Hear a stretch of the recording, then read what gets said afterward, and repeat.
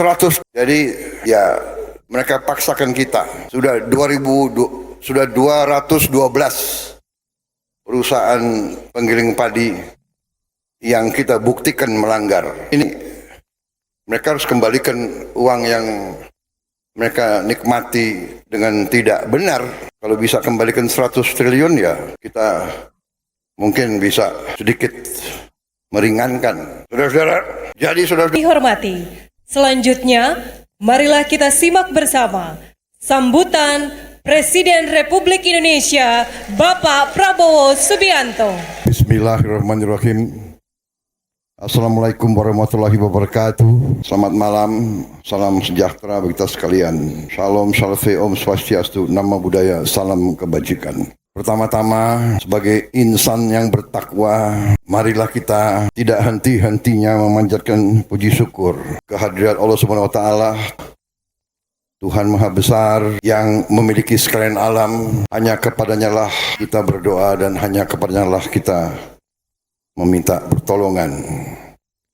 Kita bersyukur atas segala karunia yang diberikan kepada bangsa kita dan kepada kita semuanya, sehingga kita dapat berkumpul di tempat yang mulia ini untuk bersama-sama memperingati hari ulang tahun ke-27 Partai Kebangkitan Bangsa. Yang saya hormati Wakil Presiden Republik Indonesia Saudara Gibran Rakabuming Raka. Yang saya hormati dan saya muliakan Wakil Presiden ke-13 Republik Indonesia sekaligus Ketua Dewan Syuro Partai Kebangkitan Bangsa Bapak Kiai Haji Profesor Dr. Ma'ruf Amin. Ketua Umum Partai Kebangkitan Bangsa sekaligus Menteri Koordinator Pemberdayaan Masyarakat Kabinet Merah Putih Saudara Dr. Abdul Muhaimin Iskandar. Ketua Dewan Pembina Perempuan Bangsa PKB Hajah Rustini Muhaimin Iskandar. Para pimpinan lembaga negara yang hadir, Ketua Majelis Permusyawaratan Rakyat Republik Indonesia Saudara Ahmad Muzani beserta para Wakil Ketua MPR RI yang hadir, Ketua Dewan Perwakilan Rakyat Republik Indonesia Saudari Puan Maharani beserta para Wakil Ketua DPR RI, Ketua Dewan Perwakilan Daerah Republik Indonesia Saudara Sultan Najamuddin beserta para Wakil Ketua DPD RI, para pimpinan partai politik yang hadir, Ketua Umum Partai Golongan Karya Saudara Bahlil Lahadalia yang juga Menteri Kabinet Merah Putih, Menteri ESDM, Ketua Umum Partai Amanat Nasional Saudara Zulkifli Hasan yang juga Menteri Koordinator Bidang Pangan, Ketua Umum Partai Demokrat Saudara Agus Harimurti Yudhoyono yang juga Menteri Koordinator Bidang Infrastruktur, Presiden PKS Saudara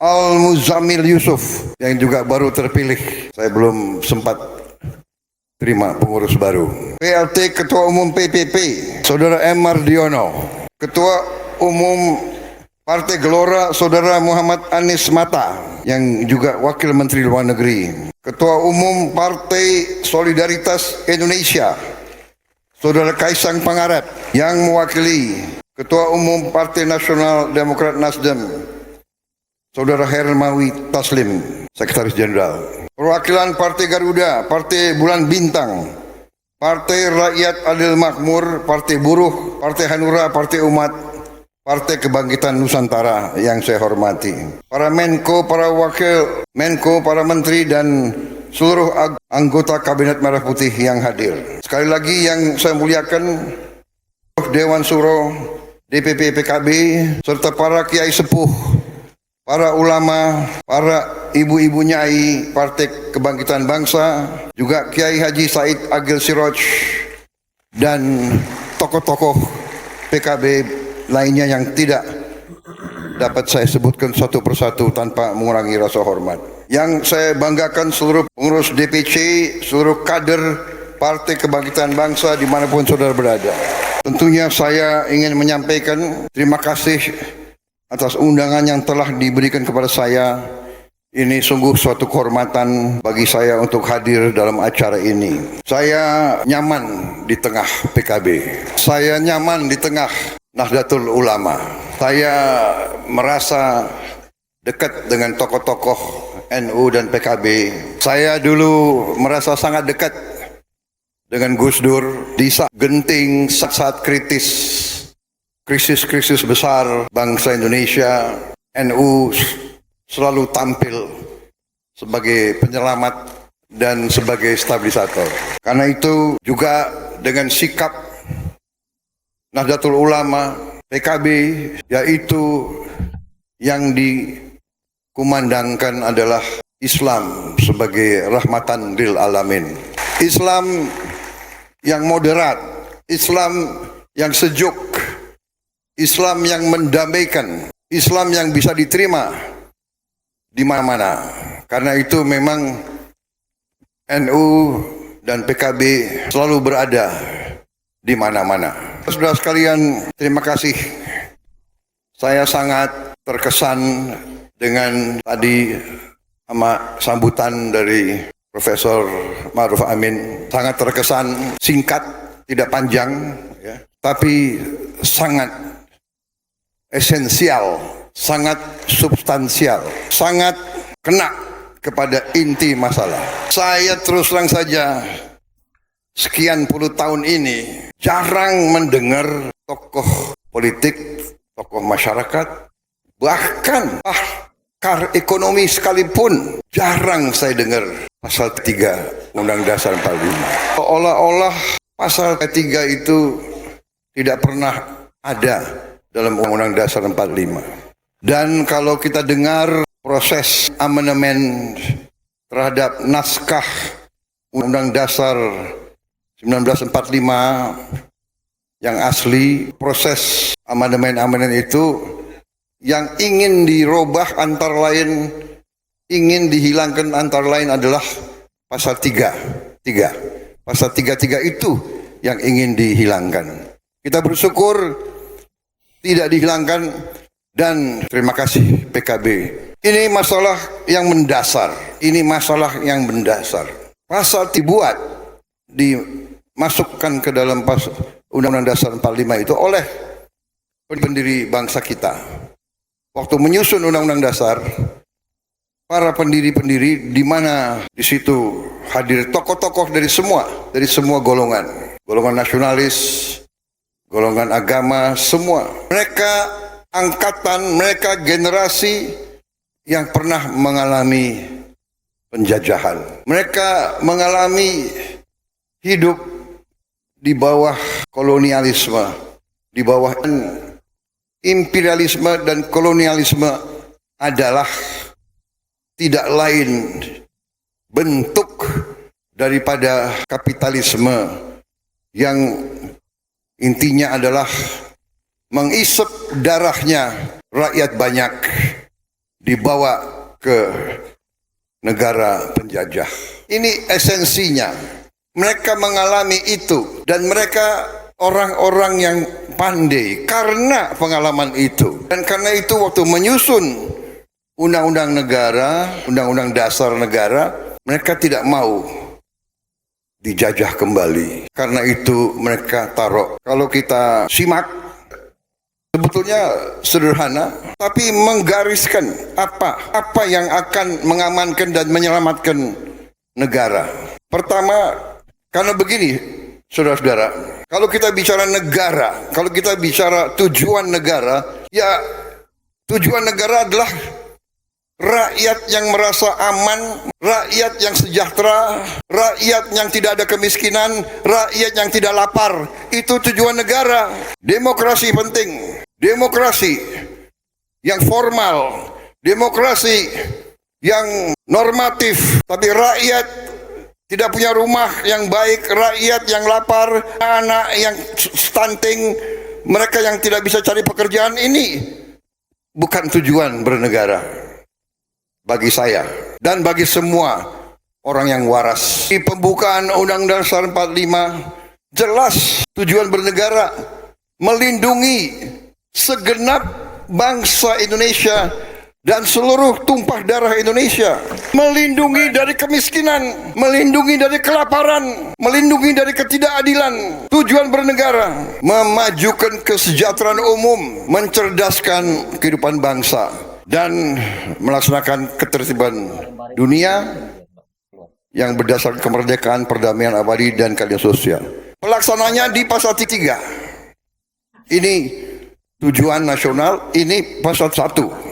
Ayat 1, perekonomian disusun sebagai usaha bersama berdasar atas asas kekeluargaan. Kekeluargaan, bukan azas konglomerasi, asas kekeluargaan. Ya, seluruh bangsa Indonesia kita harus diperlakukan sebagai keluarga. Ini bertentangan dengan beberapa mazhab ekonomi, terutama mazhab ekonomi neoliberal. Karena di mazhab neolib ini, menurut mereka nggak apa-apa kalau yang segelintir orang tambah kaya, nggak apa-apa. Biar segelintir orang tambah kaya, menurut teori itu, lama-lama kekayaan itu akan menetes ke bawah. Tapi kenyataannya menetesnya lama banget. Menetesnya 200 tahun, udah mati kita semua itu.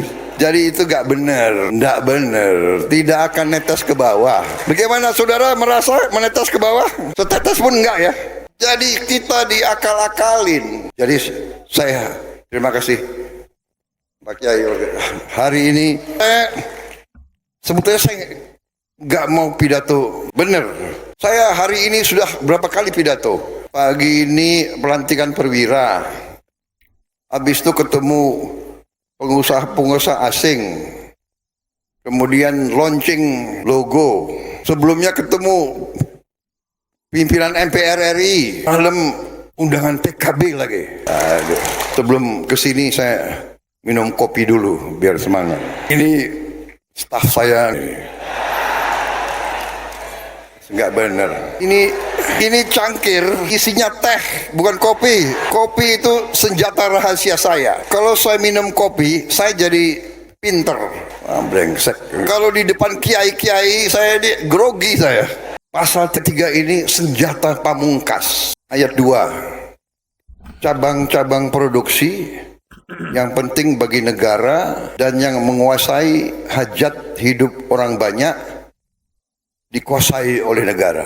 Cabang produksi yang penting bagi negara dan yang menguasai hajat hidup orang banyak dikuasai oleh negara. Sekarang saya tanya, kalau produksi beras ini hajat hidup orang banyak atau tidak? Kalau produksi jagung hajat hidup orang banyak atau tidak?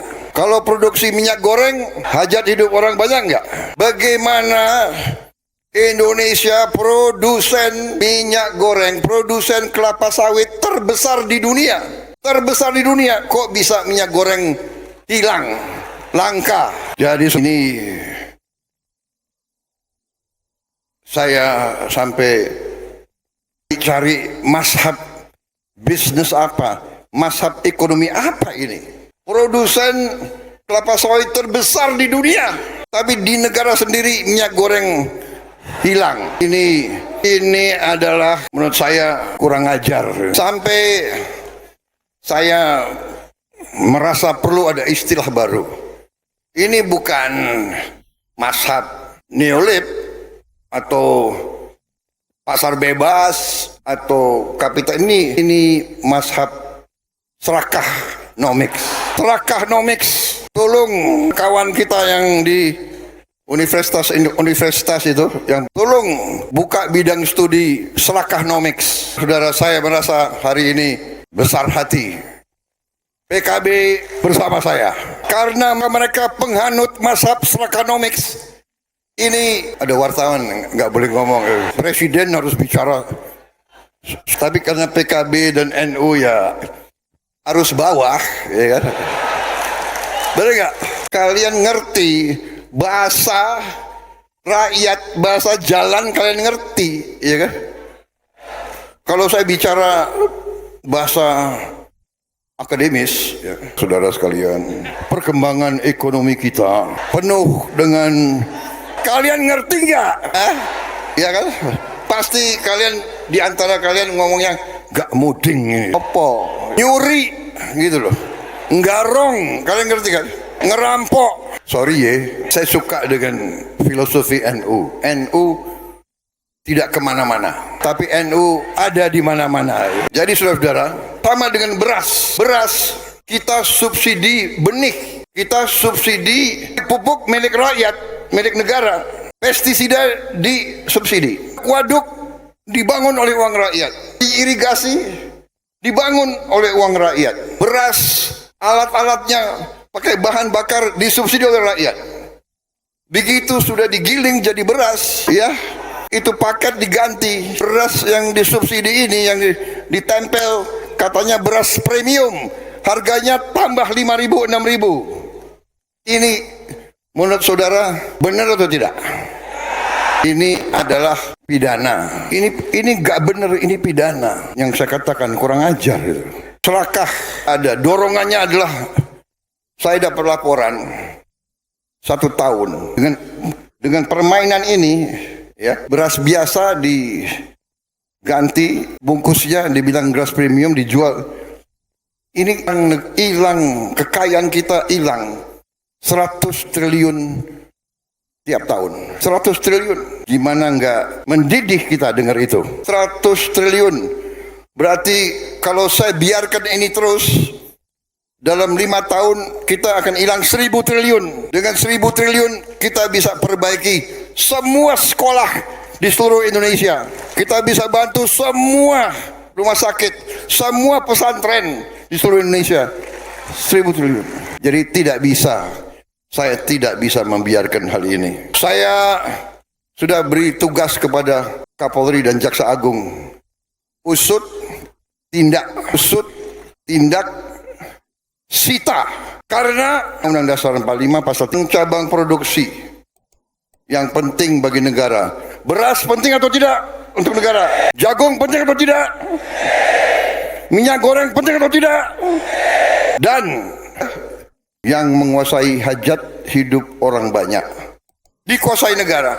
Sorry ya, ini bukan pikiran Prabowo, ini bukan maunya Prabowo, ini perintah Undang-Undang Dasar 45 ayat 3. Bumi, tadi PKB lambang bumi, dan air dan kekayaan alam yang terkandung di dalamnya dikuasai oleh negara dan dipergunakan untuk besar kemakmuran rakyat. Ini tidak perlu ditafsir lagi, ya. Ini jadi terima kasih PKB hari ini yang dilakukan oleh Ketua Dewan Syuro PKB dan Ketua Umum PKB yang dilakukan malam ini adalah suntik keberanian kepada saya. Yang tadinya saya sebetulnya udah capek, Gus. Waduh, PKB ya, malam ini PKB. Yang benar, iya, aku harus kasih pidato. Aku mau pidato sebentar aja deh, singkat aja deh. Dibuatlah pidato bagus ini, 2 halaman, udah selesai dari tadi kalau saya baca ini. Tapi karena melihat kalian-kalian ini, ya terpaksalah saya. Apalagi udah disuntik keberanian itu, ya. PKB, Nahdlatul Ulama di belakang saya, petani di sebelah sini, buruh di situ. Kok gentar kita? Kok gentar gitu? Saya sebetulnya mau baik-baik aja. Udahlah, saya sudah kasih warning berkali saudara-saudara, bersihkan diri, atur yang baik, ya kan? Kalau mau bisnis yang benar aja lah, ya kan? Bayar pajak, cari untung yang benar. Jangan botol minyak goreng dikurangi 20%. Itu namanya nyuri dari rakyat itu. Yang tadi itu 100. Jadi ya mereka paksakan kita. Sudah 212 perusahaan penggiling padi yang kita buktikan melanggar. Ini mereka sendiri sudah mengakui karena dibawa ke laboratorium diperiksa. Nah, ini mereka harus kembalikan uang yang mereka nikmati dengan tidak benar. Kalau bisa kembalikan 100 triliun ya kita mungkin bisa sedikit meringankan. Saudara-saudara, jadi saudara-saudara, ini hanya 2-3 contoh saya berikan, tapi nafasnya adalah bahwa semua kekayaan bangsa ini sangat besar, dan sudah dicuri lama. Masih kita berdiri sebagai bangsa. Bayangkan betapa kayanya kita. Dan sekarang tugas kita bersama adalah mengembalikan, mengelola kekayaan alam itu, kekayaan nasional itu untuk sebesar-besarnya kemakmuran rakyat. Supaya tidak tunggu 200 tahun menetes ke bawah. Supaya kita bisa atasi secepat mungkin, saudara-saudara sekalian. Saudara-saudara, saya kemarin dari Solo ke Klaten. Di pinggir jalan anak-anak sekolah semua, guru-guru semua, rakyat keluar dari rumah. Saya pikir ini kan sudah bukan kampanye lagi, tapi sudah. Mereka berjam, saya keluar dari kendaraan saya buka, saya berdiri di atas. Saya dengar anak-anak teriak, "Pak, makan bergizi, Pak." Saya lihat, "Sudah sekolahmu?" "Belum, Pak." Tersentak hati saya. Kemarin saya dapat laporan baru, 6,7 juta penerima manfaat. 6,7 makan bergizi. Sabar, saya teriak kembali. Sabar. Saya telepon staf saya, bagaimana bisa dipercepat. Rencananya akhir Agustus baru kita akan mencapai 20 juta penerima manfaat. Akhir Agustus rencananya. Tapi saya minta, bagaimana caranya, pikirkan bagaimana kita bisa mempercepat. Mereka laporkan, "Pak, ternyata kita mungkin bisa mempercepat." Dan inilah yang saya titip sama staf-staf saya, kepala badan dan semuanya. Anak itu sangat mengharapkan. Anak-anak itu paham bahwa tata kelola uang negara tidak bisa begitu saja. Tiap sen harus kita jaga. Berarti harus dilatih pengurus dapur. Harus disiapkan. Mereka harus ditatar. Mereka harus mengerti cara mengelola uang. Dan itu butuh waktu. Tapi mereka lapor ke saya, "Pak, ini bisa dipercepat. Kemungkinan besar kita bisa mencapai 20 juta itu, insya Allah, sebelum 17 Agustus. Dan sesudah itu akan naik terus. Dan kita berdoa, kita berharap bulan Desember tahun ini akan mencapai 82 juta 9 penerimaan manfaat. Ini menjadi sesuatu yang diperhatikan oleh bangsa-bangsa lain. Waktu saya keluar negeri, banyak pemimpin bertanya dan bahkan banyak yang mengirim tim ke Indonesia belajar bagaimana kita mencapai hal ini. Karena saya diberitahu oleh mantan Presiden Brazil, mereka mencapai 40 juta anak penerima manfaat. Menurut mantan presiden itu membutuhkan waktu 11 tahun. Jadi Indonesia ini sekarang ini banyak boneknya. Yang negara lain butuh 11 tahun, kita nekat. Kita tahun ini kita akan buktikan Indonesia bisa menghasilkan penerima manfaat 82,9 juta dalam 1 tahun. Tapi tentunya ini harus kita buktikan. Jadi mungkin akhir Desember atau awal Januari, mohon PKB undang saya lagi. Supaya apa yang saya bicara hari ini, saudara bisa tagih Desember 2025 atau Januari lah. Tapi saya percaya, niat baik, ya, hati yang bersih, tujuan yang mulia, kita akan diberi jalan oleh Yang Maha Kuasa. Dan upaya lain, intinya saya melihat dengan saya pelajari data-data angka-angka harapan. Jadi Ketua Dewan Syuro, Ketua Umum PKB, terima kasih. Saya Di sini benar yakin bahwa masa depan Indonesia cerah, baik.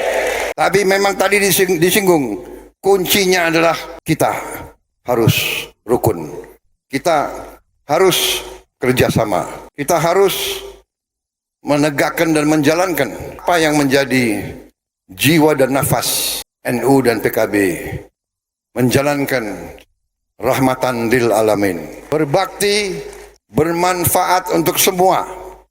Ini kuncinya, saudara. Politik kita harus demikian.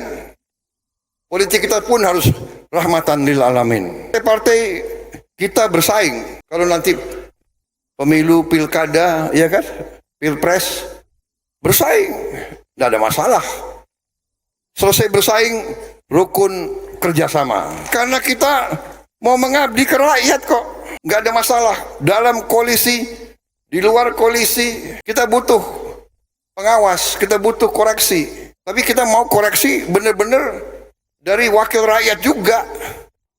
Jangan orang mengangkat dirinya sendiri, habis itu dia mengatur kita. Enak aja. Ya Gus, ya. Nggak keringat, nggak berdarah. Tapi sudah banyak wartawan. Hah? Cukup. Honornya kurang banyak. Tapi memang situasi dunia sedang tidak baik-baik saja. Kita tahu itu. Perang di sini, wah. Tapi Indonesia memang berusaha menjaga.